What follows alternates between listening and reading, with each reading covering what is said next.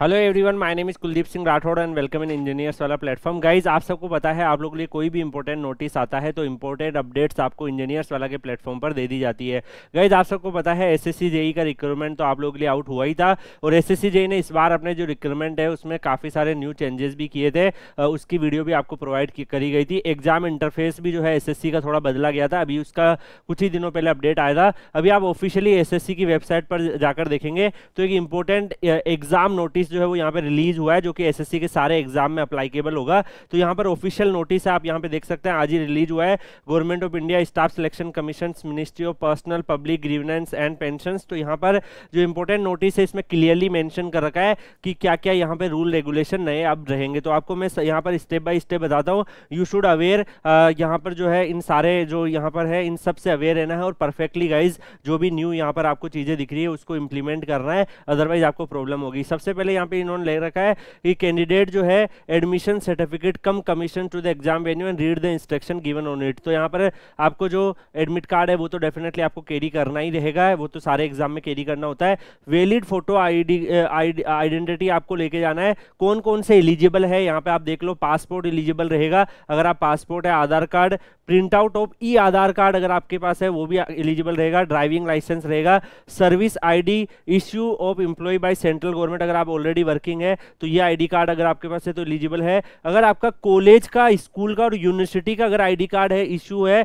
वो भी यहाँ पे एलिजिबल होगा। तो यहाँ पे आप देख सकते हैं जो कई सारे स्टूडेंट फाइनल ईयर वगैरह में होते हैं वो भी अपेयर हो रहे होते हैं। तो अगर आपका यूनिवर्सिटी, कॉलेज, स्कूल इन सब का आईडी कार्ड है तो वो भी आपका एलिजिबिलिटी देता है। इसके अलावा voter ID card, pan card है और any other photo identity proof issue bye central government और स्टेट गवर्नमेंट अगर है तो ये सब आपके एलिजिबल रहेंगे। तो आपको इनमें से कोई ना कोई डॉक्यूमेंट कैरी करना रहेगा।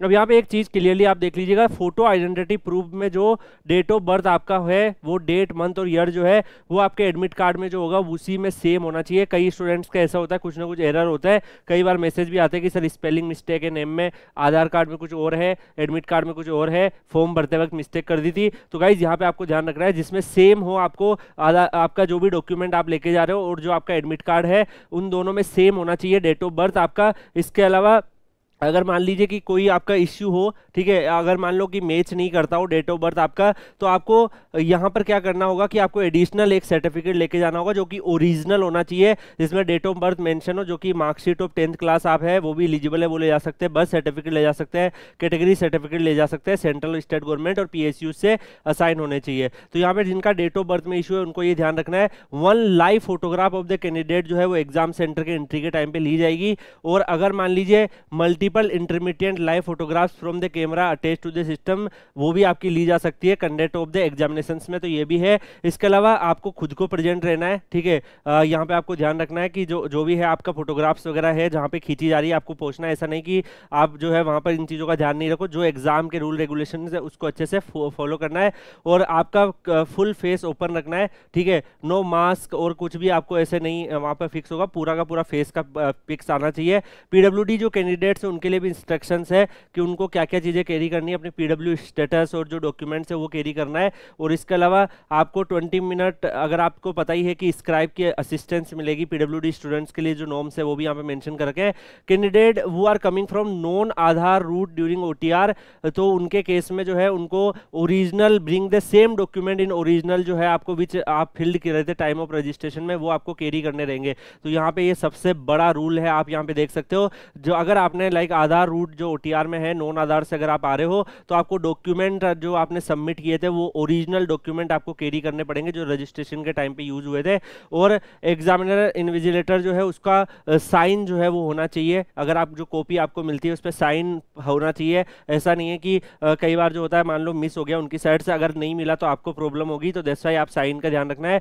कोई भी बाथरूम ब्रेक जो है यहाँ पे अलाउड नहीं होगा, एग्जामिनेशन 2 आवर्स का होगा। तो डेफिनेटली गाइस कई सारे एग्जाम में ऐसा होता है कि स्टूडेंट्स पेपर के बीच में वॉशरूम वगैरह चले जाते हैं, यहाँ पे कोई भी यहाँ पर अलाउड नहीं रहेगा। तो पहले से ही आपको सारी सावधानी बरत के जाना है, ध्यान रखना है। इसके अलावा आपको एडमिशन जो एडमिट कार्ड है उस पर कुछ भी लिखने की यहाँ पर अब नहीं होगा कि एडमिट कार्ड पे आप कुछ भी लिखे, एक्स्ट्रा चीज अगर कुछ भी लिखी गई तो आपको डेफिनेटली उस केस में इश्यू आपको क्रिएट कर सकते हैं ये लोग। इसके अलावा एडमिट कार्ड जो है उसको यहाँ पे एक सबसे बड़ा रूल, डिस्टोरिंग, फोल्डिंग और damaging the bar code area जो है वो आपको ध्यान रखना। जब आप अपने एडमिट कार्ड को फोल्ड करते हो तो उस टाइम पे ध्यान रखना है कि उसको आप डिस्ट्रॉय ना करो, उसको फोल्ड ना करो, डैमेज ना करो। जो बार कोड वाला एरिया, कई बार फोल्ड करते हैं बार कोड भी फोल्ड हो जाता है, बार कोड बिल्कुल परफेक्टली होना चाहिए, ये आपको ध्यान रखना है। इसके अलावा जो क्लोजिंग टाइम है, गेट विल बी क्लोज जो होंगे वो उनका आपको ध्यान रखना है टाइम्स के अलावा। बाकी और भी यहाँ पर इन्होंने, अगर आप देखोगे, candidate shall be permitted to appear in the exam only at the venue as specified. ऐसे नहीं कि अपने घर के बगल में सेंटर पहुंच गए,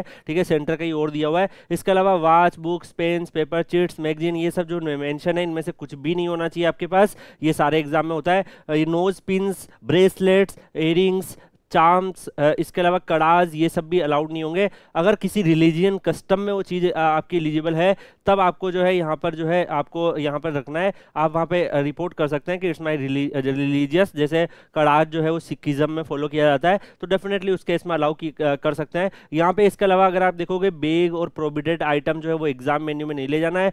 pen and paper for rough work जो है वो एग्जाम लेब में ही मिलेंगे, तो यहाँ पे ध्यान रखना है कि पेन भी आपको वहाँ पर मिलेगा। अगर नहीं देते तो आप ये रूल उनको याद करवा देना, 23 नंबर रूल है। ऑल एग्जाम लेब जो है वो भी वीडियो सर्विलेंस में होगी, मतलब सब कुछ देखा जाएगा। इसके अलावा इलेक्ट्रॉनिक वाच जो है कंप्यूटर स्क्रीन में रहेगा, तो आपको घड़ी ले जाने की जरूरत नहीं है। इसके अलावा और भी इन्होंने रूल्स दे रखे हैं, यहाँ पे आप देख सकते हैं, लेफ्ट थंब इंप्रेशन लिया जाएगा। बाकी और भी जो रूल्स रेगुलेशन है वो सारे यहाँ पर अवेलेबल है। तो गाइज ये पीडीएफ मैं आपको Kuldeep sir _PW Telegram channel पर डाल दूंगा।